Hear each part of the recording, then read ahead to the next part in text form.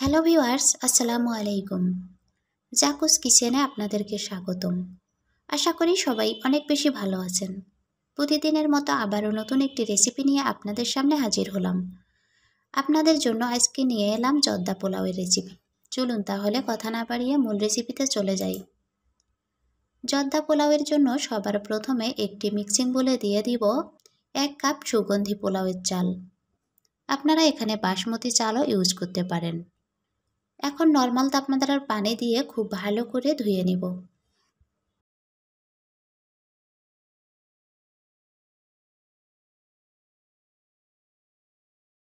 খুব ভালো করে ধুয়ে নেওয়া হয়ে গেছে। এখন এগুলোকে রেস্টে রেখে দিব 10 মিনিটের জন্য। 10 মিনিট পর একটা ছাঁকনির সাহায্যে এভাবে পানি ঝরতে দিব।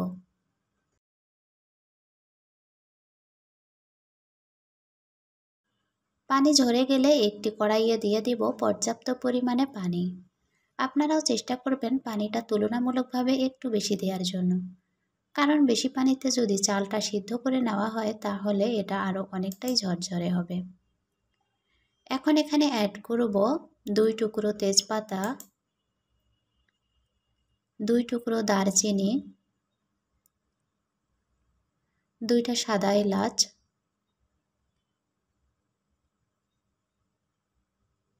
4-5টা লবঙ্গ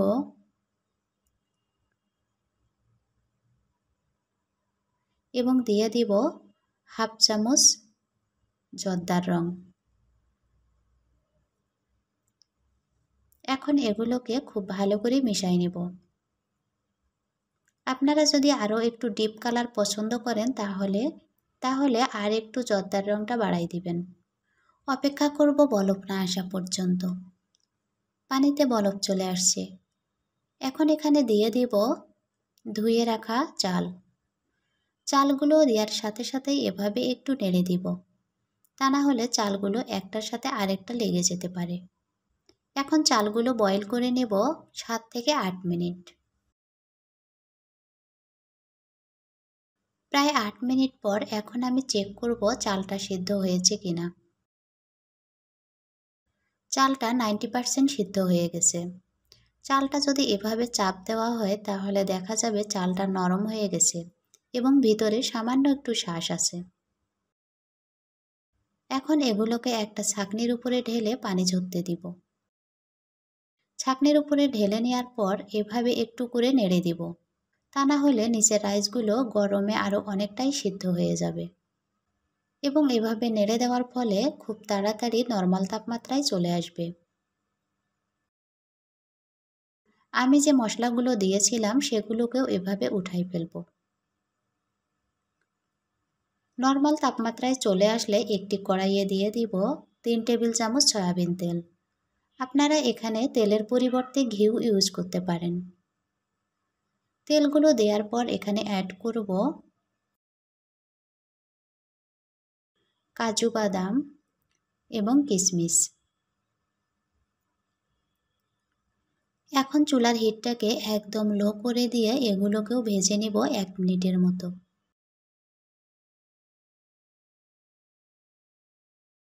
ভেজে নেওয়া হয়ে গেছে। এখন আমি যে কাপ দিয়ে চাল দিয়েছিলাম সেম কাপ দিয়ে মেপে দিয়ে দিব 1 কাপ পানি এবং সেম কাপ দিয়েই দিয়ে দিব 1 কাপ চিনি। আপনারাও চেষ্টা করবেন যে কাপ দিয়ে চালটা দিয়েছেন সেম কাপ দিয়ে চিনিটা মেপে দেওয়ার জন্য, তাহলে মিষ্টির পরিমাণটা পারফেক্ট হবে। এখন এগুলোকে সামান্য একটু নেড়ে দিব এবং অপেক্ষা করব বলক না আসা পর্যন্ত। খুব বেশি জাল করতে যাবেন না, তা না হলে শিরাটা অনেকটাই হার্ড হয়ে যাবে। যখনই একটা বলক চলে আসবে তখন এখানে দিয়ে দিব বয়েল করে রাখা রাইস।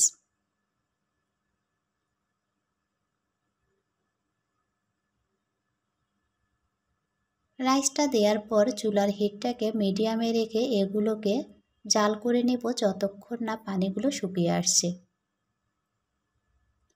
এবং মাঝে মাঝেই এভাবে একটু করে নেড়ে দিব।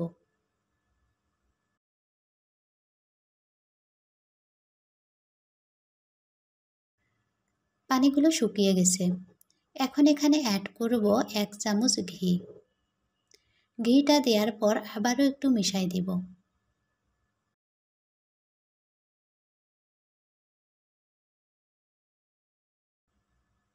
মেশানো হয়ে গেছে। এখন চুলার হিটটা একদম লো করে দিয়ে ঢাকনা দিয়ে ঢেকে দমে রেখে দেব 15 মিনিট। ফিরে এলাম 15 মিনিট পর। দেখুন জর্দাটা এখনই কতটা ঝরঝরে লাগতেছে। যখন এটা ঠান্ডা হয়ে আসবে তখন আরও অনেকটাই ঝরঝরে হবে। এখন এগুলোকে একটা সার্ভিং ডিশে ঢেলে ছোট ছোট মিষ্টি দিয়ে সার্ভ করব। আজকের এই সহজ রেসিপিটি যদি আপনাদেরকে ভালো লাগে তাহলে লাইক, কমেন্ট অ্যান্ড শেয়ার করে দিবেন। যারা আমার চ্যানেলটি সাবস্ক্রাইব করেছেন তাদেরকে অসংখ্য ধন্যবাদ, এবং যারা এখনও সাবস্ক্রাইব করেন নাই প্লিজ সাবস্ক্রাইব মাই চ্যানেল। আমার পাশে থাকার জন্য সবাইকে অসংখ্য ধন্যবাদ।